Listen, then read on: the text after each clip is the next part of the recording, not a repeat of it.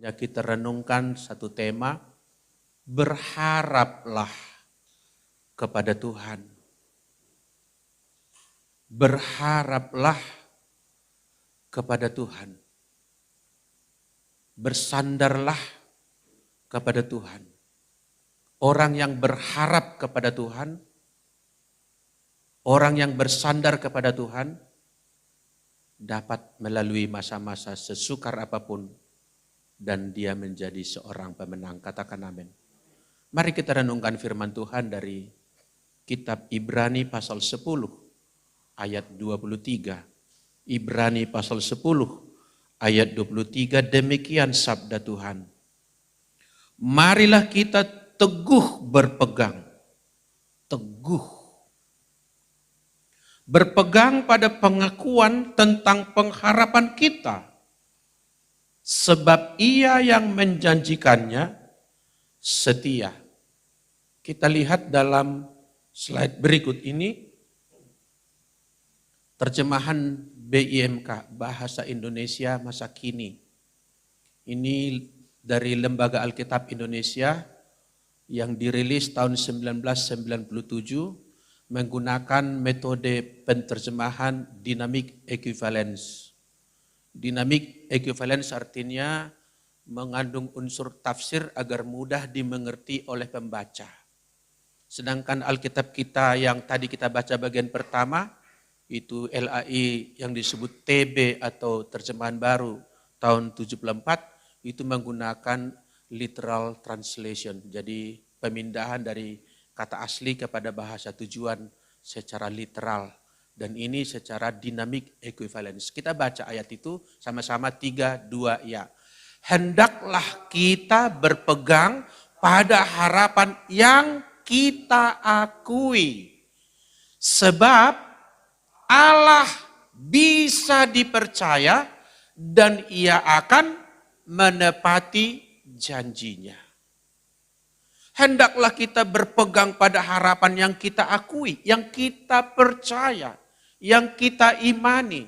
Sebab pengharapan itu adalah yang diberikan oleh Allah dan Allah itu bisa dipercaya, faithful. Karena Ia pasti menepati setiap janjinya.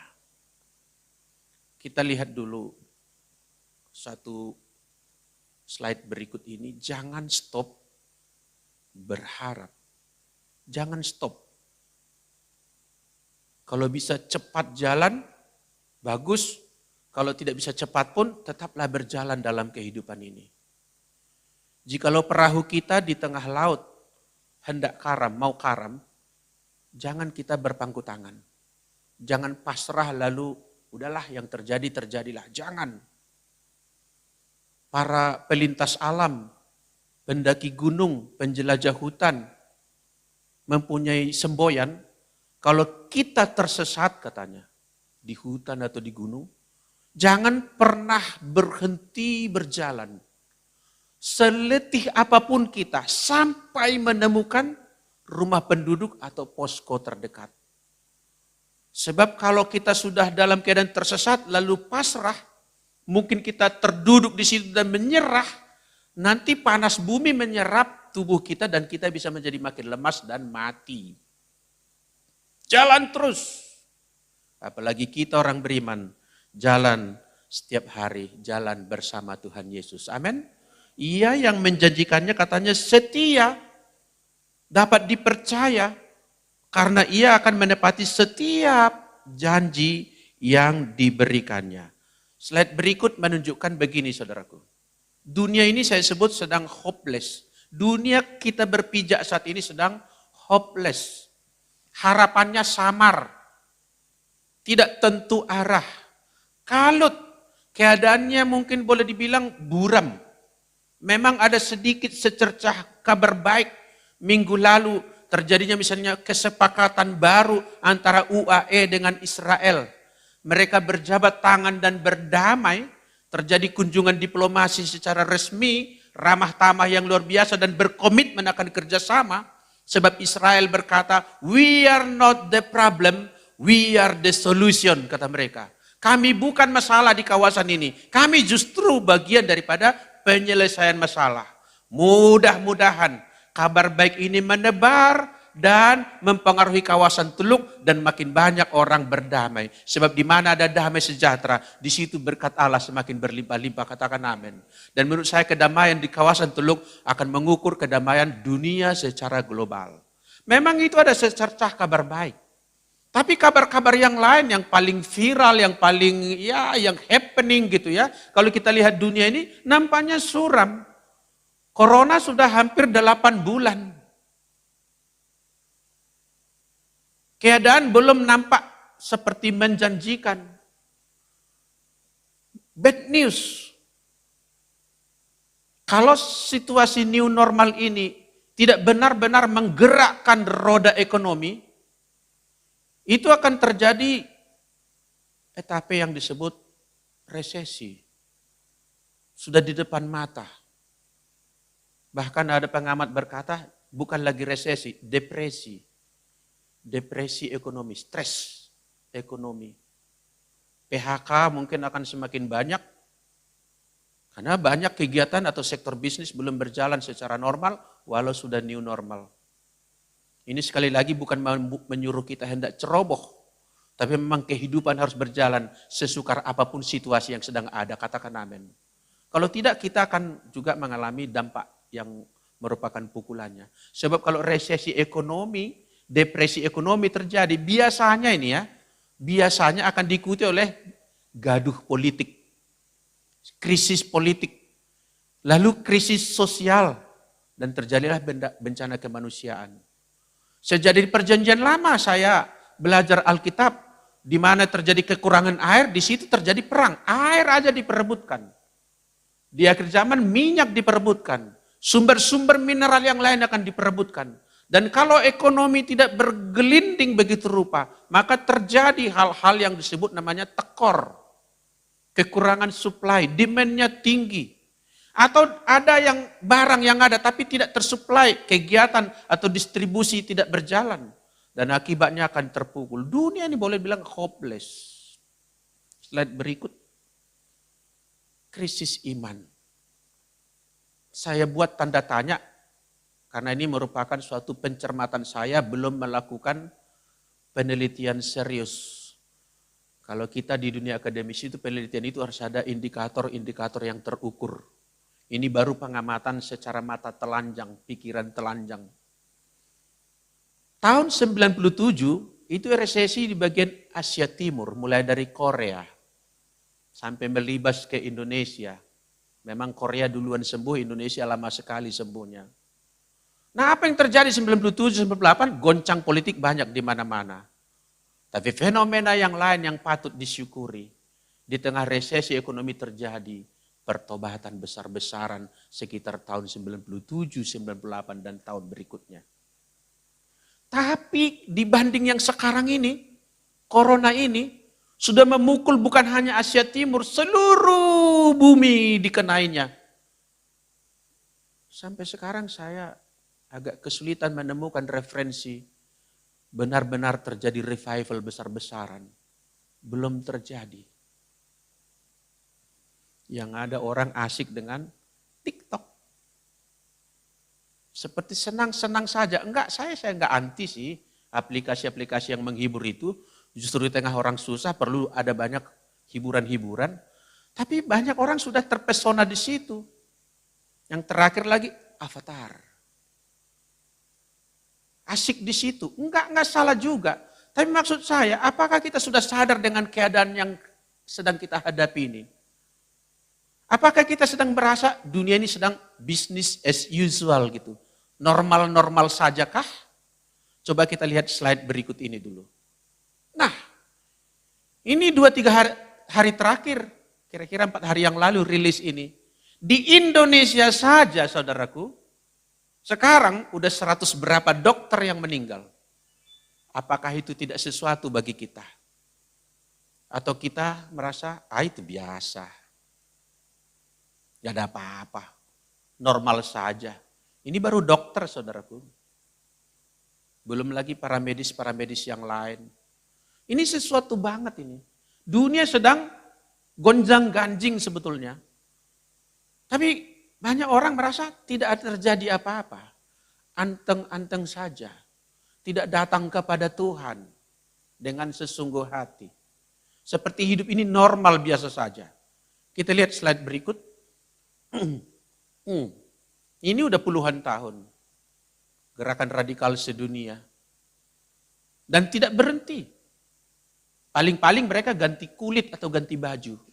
Ganti merek. Gerakan-gerakan kekerasan itu begitu luar biasa di tengah dunia ini. Diperagakan secara terang-terangan. Dan ada sejumlah manusia bisa menari-nari di tengah-tengah puing-puing yang dihancurkannya. Bisa orang meneriakan rasa syukurnya kepada Tuhannya ketika dia memenggal kepala orang. Seolah-olah berkata, thank you Lord, gitu. Dunia kita sedang berada di situ. Nampaknya hopeless dunia ini.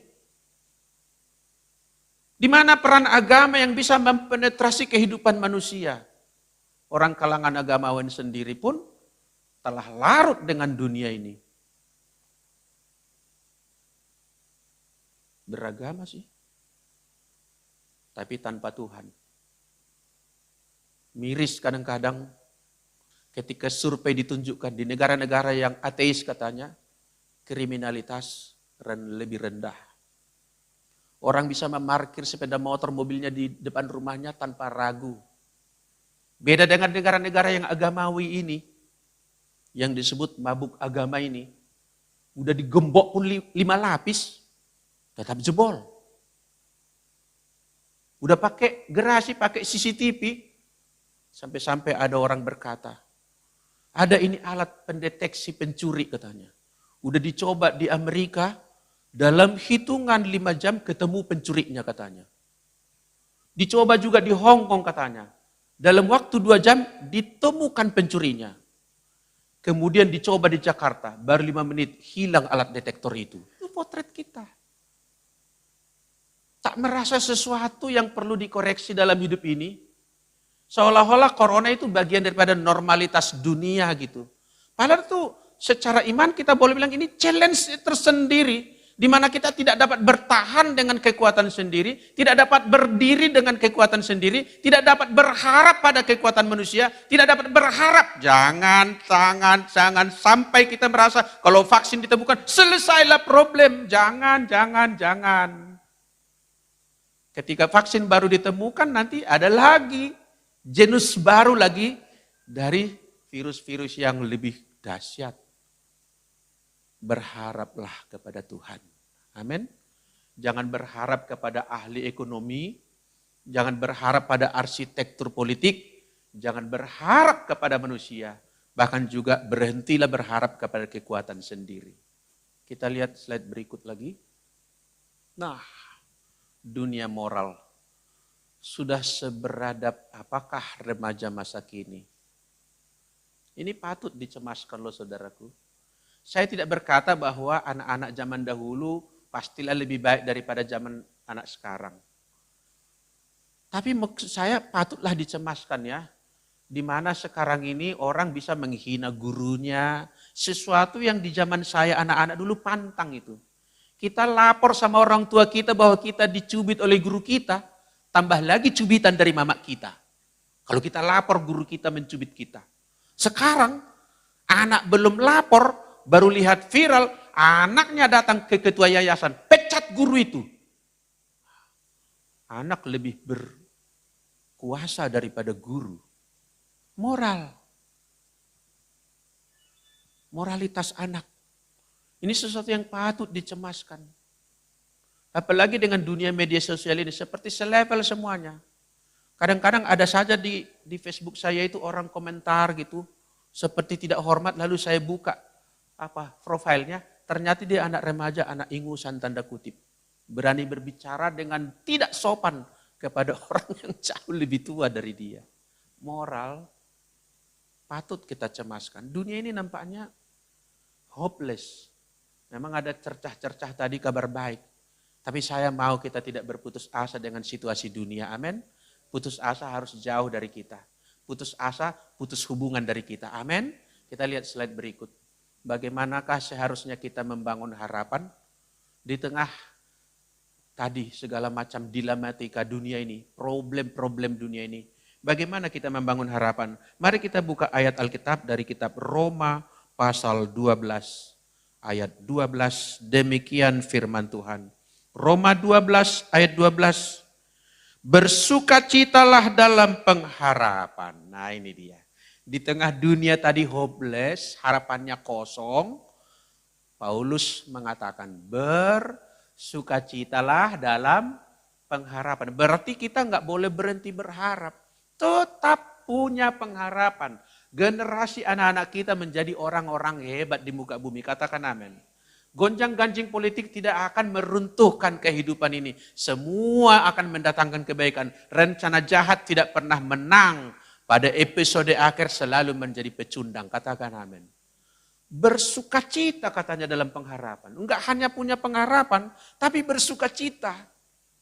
Bergembira. Mungkin orang sering berkata begini, slide berikut ini. Ya, orang sering berkata, bagaimana bisa bersukacita di tengah ketidakpastian? Nah ini persoalan. Bagaimana kita bisa bersukacita di tengah ketidakpastian ekonomi, ketidakpastian politik, penyakit yang belum terobati, kantong yang belum beres, kantong yang masih bocor, harapan-harapan yang nampaknya sepertinya apa iya apa bukan gitu. Bagaimana bisa bersukacita di tengah ketidakpastian? Dunia memang begitu. Dunia memang di tengah ketidakpastian maka dia pun goncang. Sedang orang beriman ketidakpastian itu outside dari dirinya, di luar dirinya. Di dalam dirinya tetap ada kepastian. Amin. Situasi boleh gonjang-ganjing di sini tapi di dalam tetap ada kepastian. Allahku pasti melakukan yang terbaik. Tak ada rancangan yang jahat yang diberikan oleh Tuhan. Rancangan yang kuberikan kepadamu ialah rancangan damai sejahtera untuk memberikan kepadamu masa depan yang penuh dengan harapan. Katakan amin saudaraku. Itu tetap dia dan karena itu dia bersuka cita. Kita dipanggil untuk berbeda dari dunia. Upside down. Teologinya teologi sungsang. Sungsang itu terbalik. Upside down. Dunia tidak bisa bersuka cita di tengah segala kegalauan tadi. Tetapi kita tetap bisa bersuka cita sebab kita manusia baru yang di dalamnya diberikan kemampuan istimewa. Katakan amin. Ada kemampuan yang diberikan Roh Kudus. Sehingga kita sekalipun ada ketidakpastian di dunia ini, kita tetap punya pengharapan. Dan pengharapan itu sebuah kepastian. Dan karenanya kita menjalani hidup sukacita. Walau mungkin tidak harus tertawa. Sebab kalau tertawa juga tidak cocok di tengah dunia yang sedang galau. Ya kita bisa diam. Bahkan menurut saya sukacita bisa diperagakan lewat air mata pun bahkan bisa. Amin saudaraku. Tidak mesti ketawa-ketawa. Tapi ada sukacita. Sukacita adalah suatu perasaan damai, suatu perasaan pasti, suatu harapan yang teguh di dalam hati kita. Sehingga kita stabil. Sama-sama katakan stabil. Jadi kita harus stabil. Jangan ketika musim panen, wah gembiranya luar biasa. Ketika sedang down, wah hancur tidak ada lagi. Kegembiraan sisa-sisanya pun tak ada. Jangan. Orang beriman itu stabil. Dipuji, puji Tuhan. Dihina, puji Tuhan. Lagi berkelimpahan, puji Tuhan. Lagi dalam kesesakan, tetap ku memuji. Terpujilah nama Tuhan. Amin. Jadi kita bisa bersuka cita. Kita didesain untuk menikmati hidup ini di sorga dan dimulai dari bumi ini. Katakan amin. Rugi kita. Udah percaya Yesus tapi nggak bisa menikmati. Rugi itu. Fasilitas sudah diberikan. Include di dalam keselamatan itu adalah kebahagiaan di dalam hidup ini. Bukan dunia ini yang sudah semakin bagus. Bukan. Kitanya yang imannya makin bertumbuh. Dunianya mungkin makin buruk. Moralitas di luar sana mungkin makin hancur. Gerakan radikal mungkin tetap ada atau mungkin makin eskalasinya makin banyak.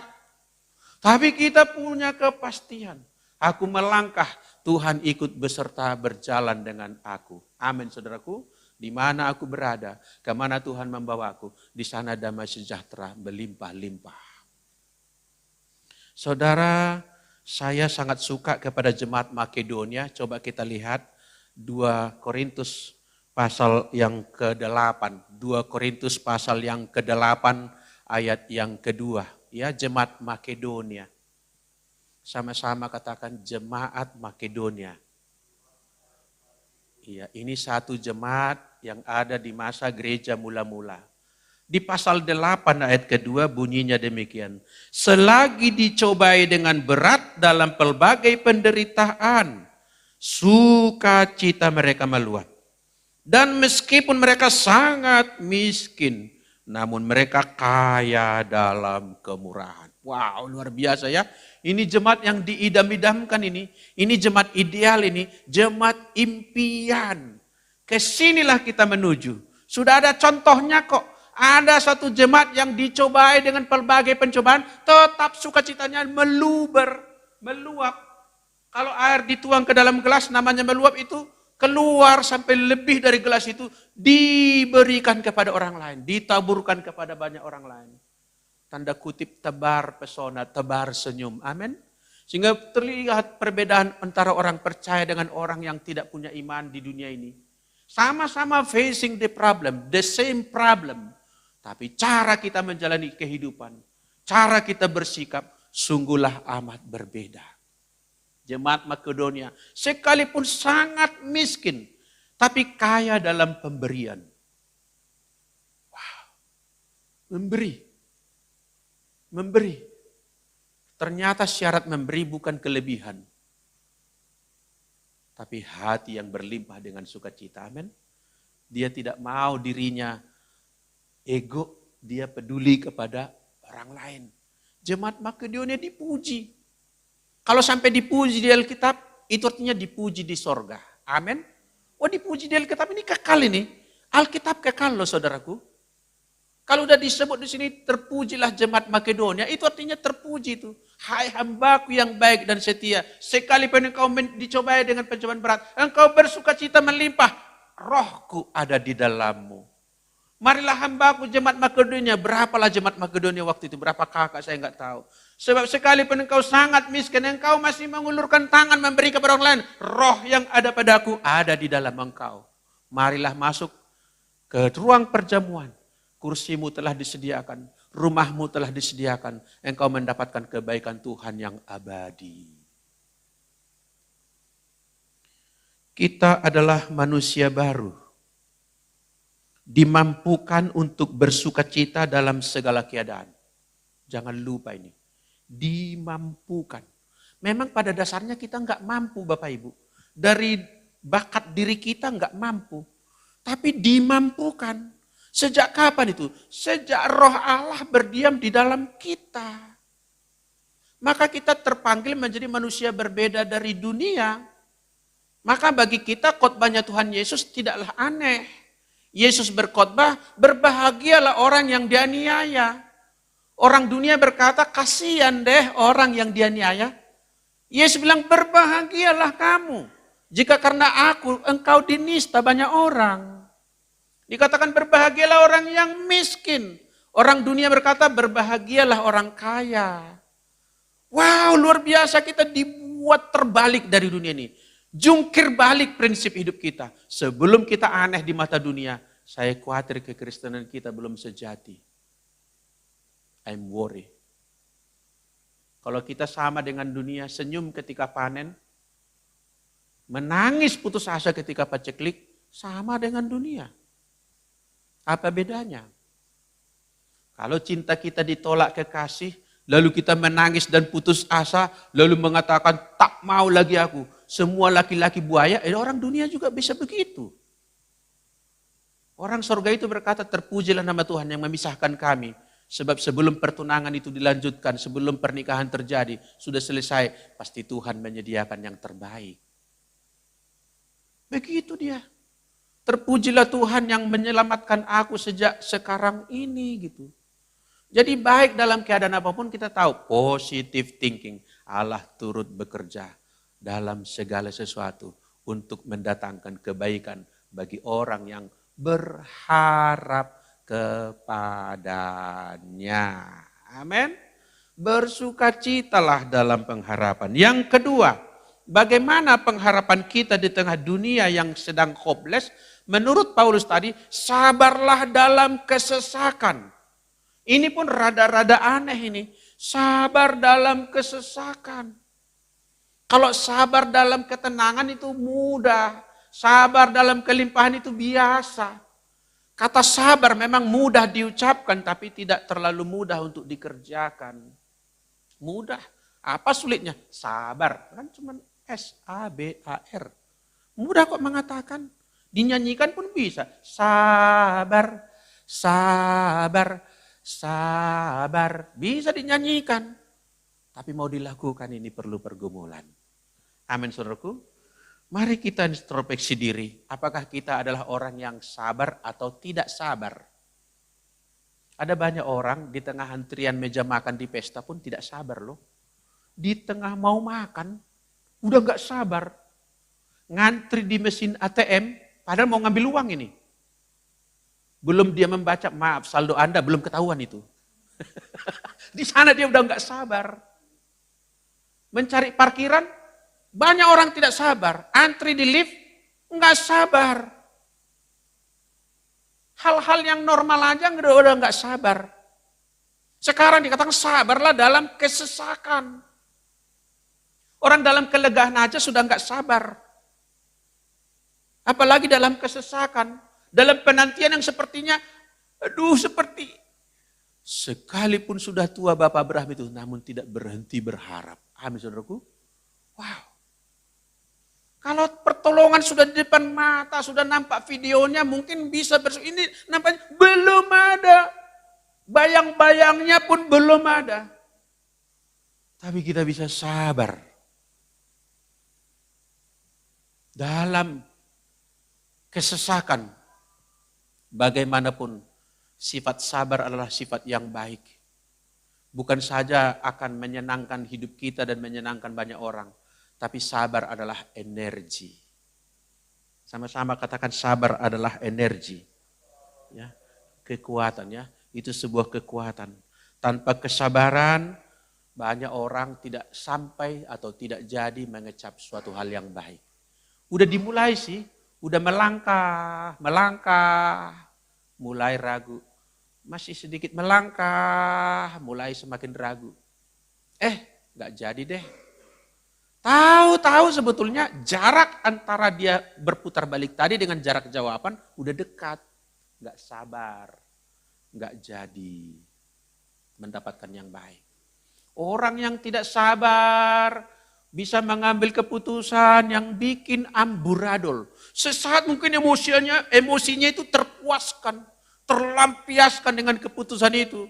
Tapi kemudian keputusan yang diambil menjadi sesuatu yang akan disesali.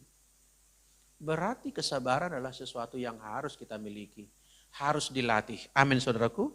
Harus dilatih. Bagaimana melatih kesabaran? Kita lihat slide berikut. Ibrani 12 ayat 2. Bagaimana kita melatih kesabaran? Firman ini kita baca bersama-sama. 3, 2, ya. Marilah kita melakukannya dengan mata tertuju kepada siapa? Katakan kepada Yesus. Mata tertuju kepada Yesus yang memimpin kita dalam iman dan yang membawa iman kita itu kepada kesempurnaan atau kedewasaan.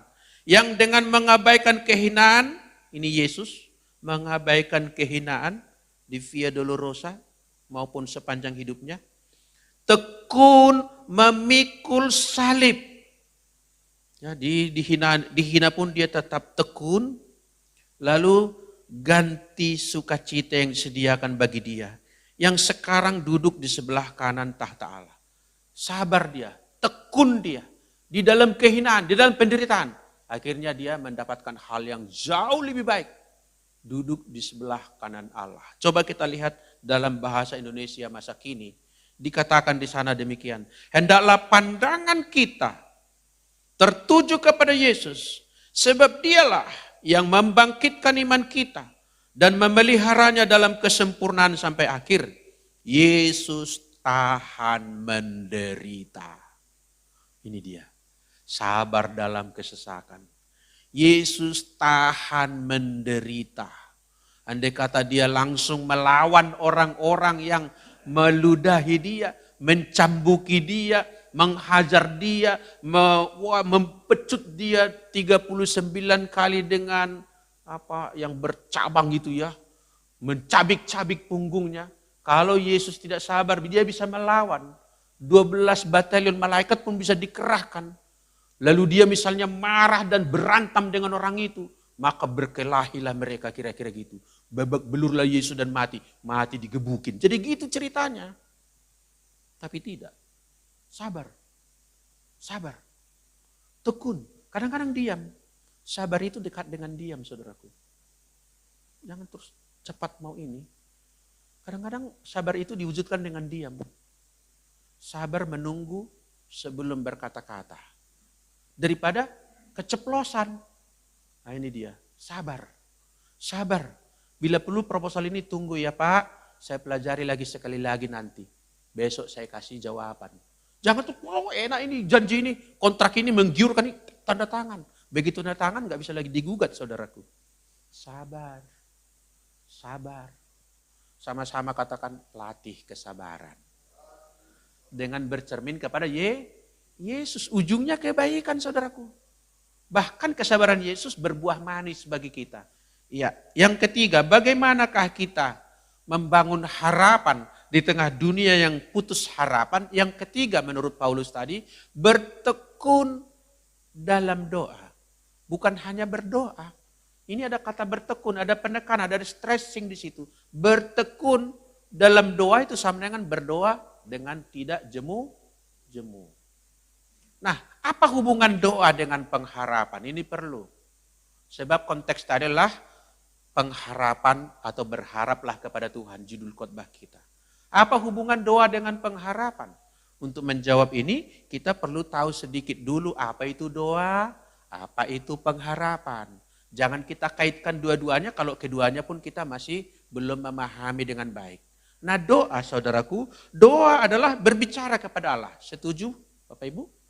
Berbicara kepada Allah. Kalau berbicara kepada kawan kita itu bukan berdoa, itu bercakap-cakap.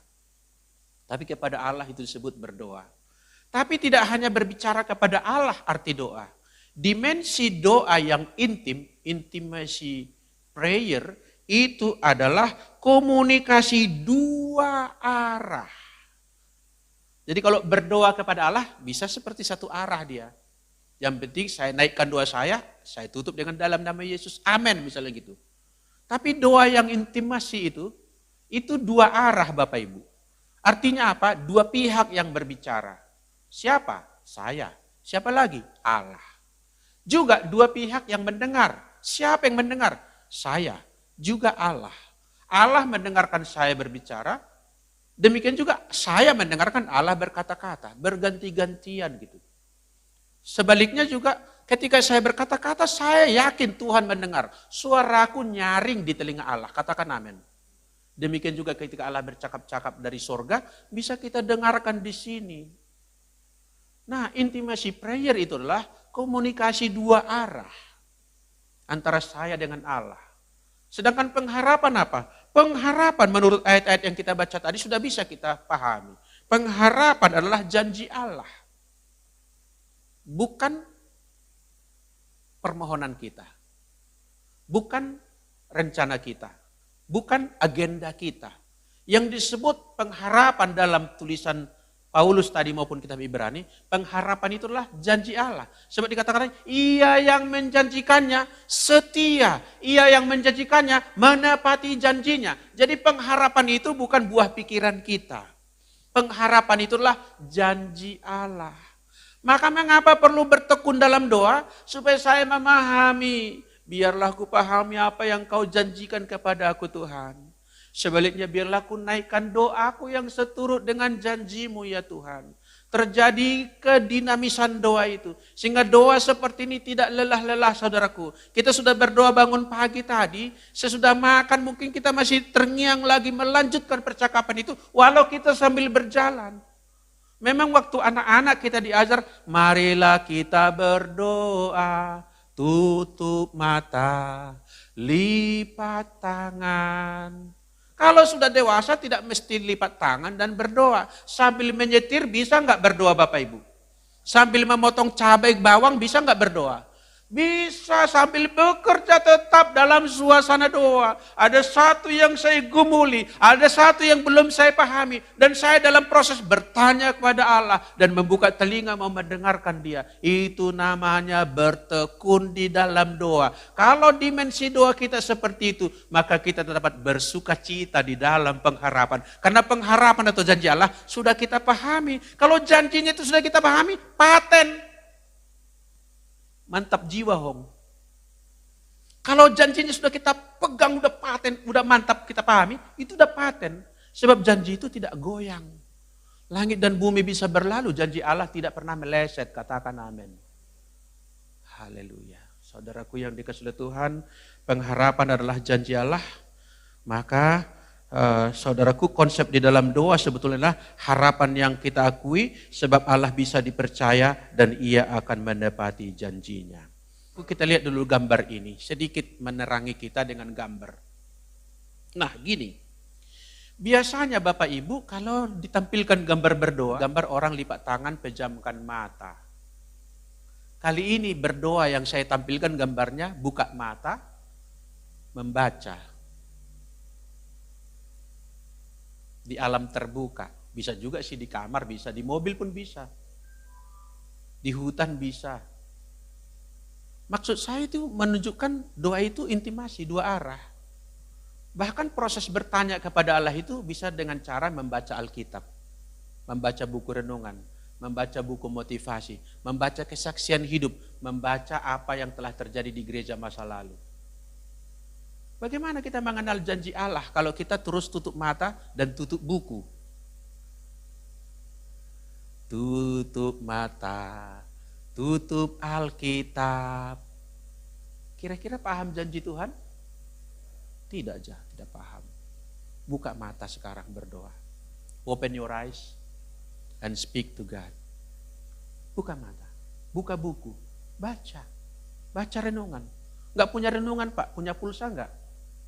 Punya Pak, di situ banyak. Di Google banyak sekali renungan. Di Alkitab elektronik itu tersimpan banyak renungan di situ. Jangan berhenti menggumuli. Jangan kita berdoa itu adalah kesempatan menggelontorkan pokok doa yang disebut pokok doa adalah keinginan kita, rencana kita. Kita doa-doakan. Ingat prinsip doa yang dijawab adalah doa yang seturut dengan janji Tuhan. Amin. Jangan berdoa dan berharap kiranya lah tumbuh lagi gigiku yang baru. Ya enggak mungkin. Sebab Allah pun melalui mekanisme kehidupan kita enggak ada lagi terjadi tumbuh gigi utuh lagi 32 kah itu di masa tua. Yang ada rontok satu demi satu. Amin. Coba pahami janji Allah. Kalau dalam keadaan seperti ini apa janji Allah? Kalau dalam keadaan ini seperti apa janji Allah? Sehingga dalam setiap keadaan kita tetap bisa stabil, tetap tenang. Sering orang menjadi malas dan jenuh berdoa karena tidak memasuki dimensi doa yang intim. Banyak orang menjadikan doa sebagai cara untuk menggelontorkan permintaan dan kemauannya kepada Allah. Kalimat terakhir saya baca, padahal prinsipnya Allah tidak pernah lalai menepati janjinya, itu memang begitu. Tapi coba kita pahami, maksudnya dalam apa? Bukan menuruti setiap kemauan kita yang sering tak sepadan dengan janji Allah. Jadi yang digenapi adalah janjinya, bukan permintaan kita. Contoh doa yang salah, Tuhan bebaskanlah saya dari masalah ini. Itu contoh doa yang salah, walaupun mungkin bisa berlinang air mata juga berdoa dengan kalimat itu. Tuhan bebaskanlah saya dari masalah ini. Kuangkat tanganku Tuhan. Pendoa syafaat kadang-kadang ada godaan itu. Ketika kuangkat Tuhan tanganku, maka engkau telah mengangkat beban bangsa kami. Semudah itu kah? Setiap kita angkat tangan selesai beban sebuah bangsa. Enggak, beban itu tetap ada, tapi kekuatan baru diberikan kepada gerejanya. Amin. Supaya kita mempunyai pengharapan di tengah dunia yang putus harapan ini, maka Paulus memberikan satu ajaran tadi terdiri dari 3 butir. Yang pertama yaitu bersukacitalah dalam pengharapan. Sabarlah dalam kesesakan. Bertekunlah dalam doa. Katakan sama-sama, itu milikku. Itu bagianku. Mari kita berdoa dan bersyukur. Haleluya. Terima kasih Tuhan buat firman-Mu. Terima kasih buat hari ini Tuhan berbicara kepada kami. Kami sungguh memerlukan suatu energi pengharapan di dalam Engkau. Dan itu sebabnya kami mau memahami janji-janji-Mu. Dan kami bertekun dalam kesesakan yang ada. Sehingga kami pasti bisa bersuka cita di dalam pengharapan kami. Terpujilah Tuhan. Terpujilah Yesus. Haleluya.